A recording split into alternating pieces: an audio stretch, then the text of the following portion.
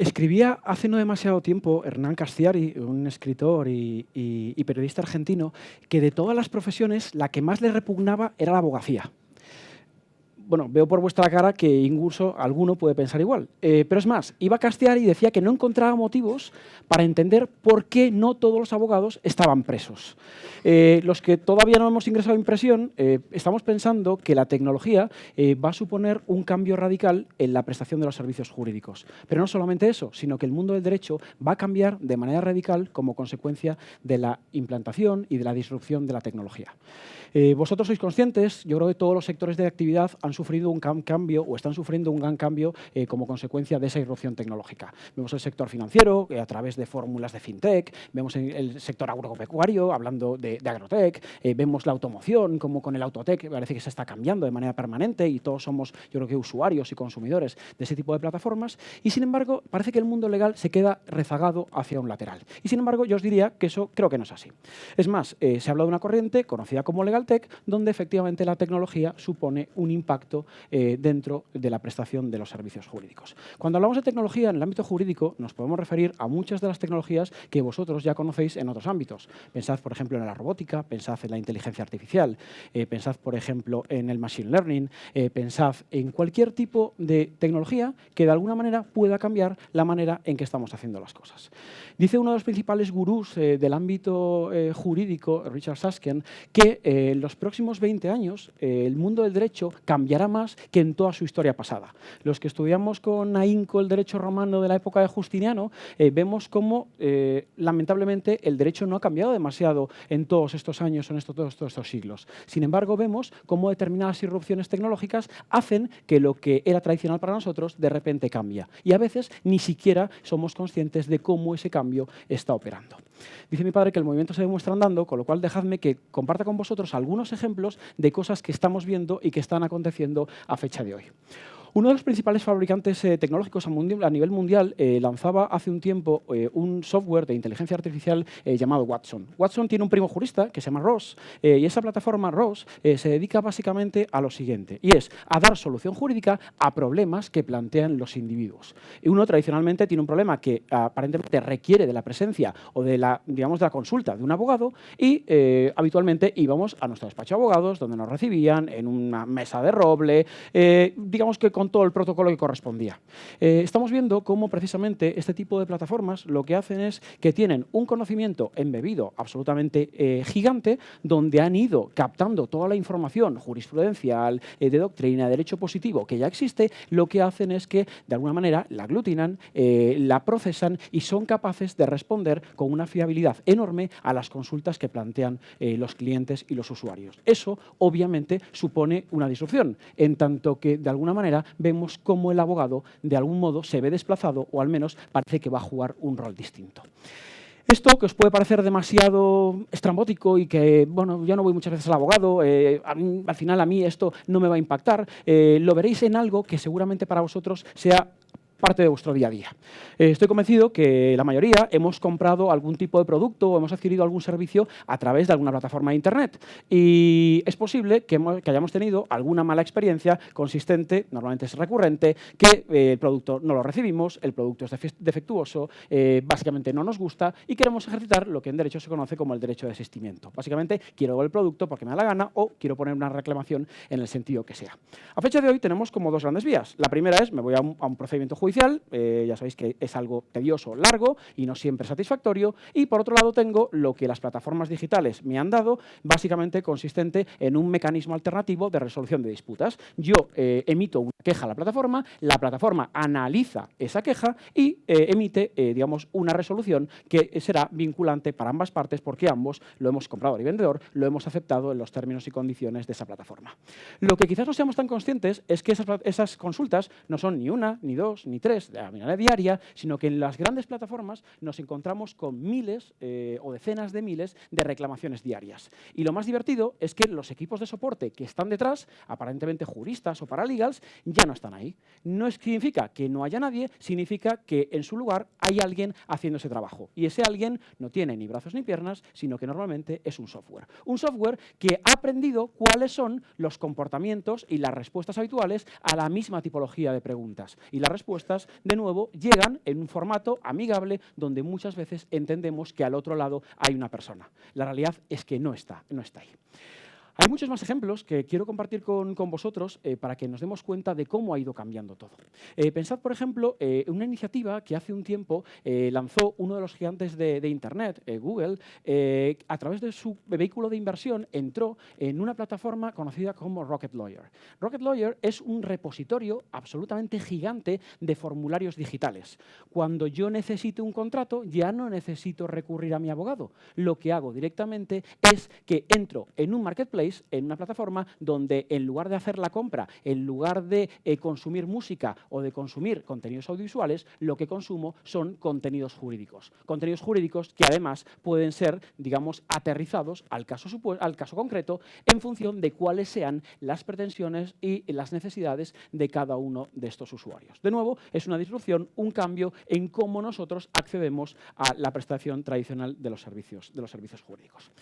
Tenemos otros elementos y otros cambios donde a mí me gustan porque suponen un reto. Resulta que hace un tiempo 4 estudiantes de una universidad británica retaron al tradicional sistema de conocimiento jurídico de la abogacía. Los abogados sabéis que no somos sospechosos de no tener un ego extremado y en ese caso lo que dijeron es vamos a coger a 100 abogados de la City, 100 abogados de Londres, de grandes firmas y los vamos a poner a competir con una máquina.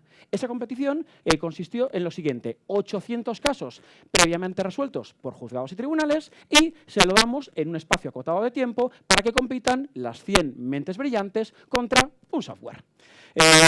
Por el camino en el que vamos, os podéis intuir ya que la conclusión de ese reto fue que el software estuvo cerca de un acierto de un 90%, es decir, fue capaz de intuir en un 90% de los casos cuál había sido el signo de la resolución y, sin embargo, ese grupo selecto de grandes juristas se quedó apenas en un 75% de predicción respecto de lo que había pasado y que ellos obviamente no conocían. De nuevo, vemos cómo la máquina entrenada, aprendida, es capaz de producir un contenido y una respuesta que a veces es más sofisticada que la que a priori da el individuo.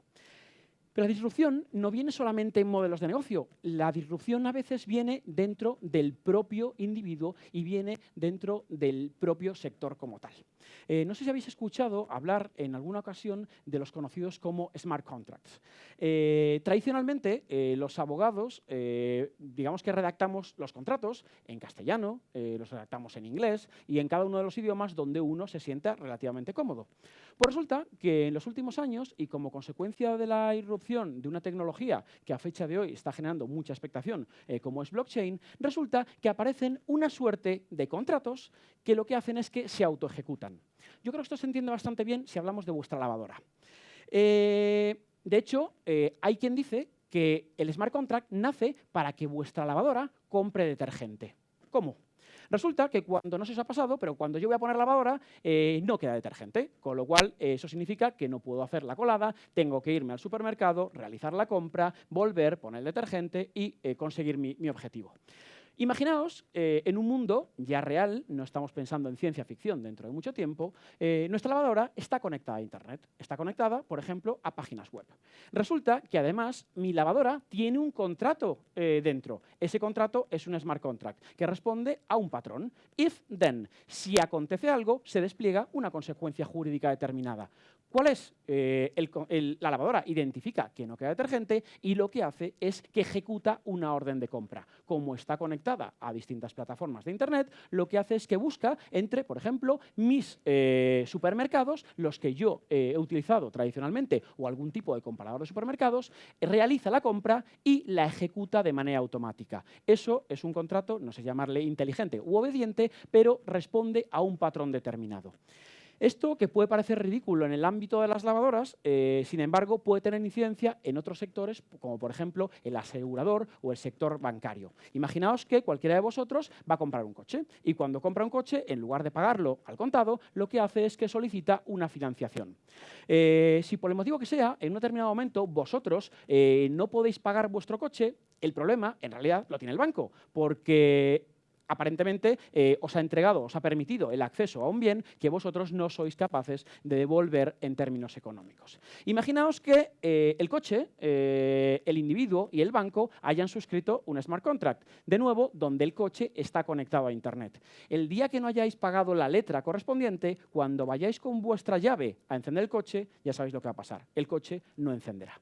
No encenderá porque ha recibido una orden determinada. Cuando se cumple un parámetro, no se ha pagado la letra, se despliega una consecuencia jurídica consistente en el hecho de que el coche no arrancará. La tecnología, el derecho, van de la mano, buscan un objetivo común y al final con una consecuencia y es dar certeza, dar seguridad y dar confort a las necesidades que plantean tanto los individuos como las sociedades, como todos los operadores económicos que se encuentran en la sociedad. Con todo esto que os estoy diciendo, os podéis imaginar que efectivamente el mundo está cambiando. Y de hecho, cuando impartimos clase en la universidad, nos damos cuenta que los abogados, es decir, cuando yo estudié mi carrera, y no hace tanto tiempo, resulta que yo estudié más, siempre lo digo, he estudiado más latín que inglés, con lo cual ya os podéis imaginar que el latín no ha sido demasiado útil de cara a la prestación de servicios jurídicos a mis clientes, más allá de algún latinajo que siempre queda bien en un entorno acotado. Resulta que el inglés, obviamente, a fecha de hoy sigue siendo, digamos, un diferencial y un idioma común, pero, como os decía antes, en la facultad los abogados ya no solamente estudian Derecho y estudian Programación. Y estudian Derecho y estudian Programación básicamente con el objetivo no solamente de conocer su sector, sino de ser capaces de utilizar las herramientas que la tecnología ha puesto a nuestra disposición para que nosotros podamos ser eficientes en la prestación de servicios jurídicos. Si esto, de nuevo, vuelvo a términos de reto, si uno va con su código civil en papel y un lápiz y el otro tiene una supercomputadora inteligente que es capaz de resolver los problemas que le estamos planteando, nos encontramos con que la conclusión o la diferencia en cuanto a aportación de valor es completamente distinta en un escenario y en otro. Esto plantea, os podéis imaginar, muchísimas derivadas no solamente éticas, sino también jurídicas. Y es que si yo voy al abogado y el abogado, como consecuencia de una negligencia grave o incluso de dolo, es decir, de mala fe, deriva en un resultado que a mí me causa un perjuicio, el Código Civil, mi libro favorito, dice que ese abogado ha de ser responsable de las consecuencias que se desplieguen de todo ello. Pero ¿qué ocurre cuando yo le pregunto a un software? ¿Qué ocurre cuando yo le pregunto a un chatbot y el chatbot me responde? A fecha de hoy, esas son preguntas que, si bien el derecho romano nos está sirviendo para tratar de trazar cuál es el objetivo, la legislación todavía requiere de cierto camino o de cierto recorrido hasta poder llegar al lugar que nosotros estamos buscando o estamos tratando de encontrar esa solución. Cuando hablamos de que mi próximo abogado será un robot, al final da una sensación como que el abogado va a quedar sustituido o el abogado finalmente será reemplazado.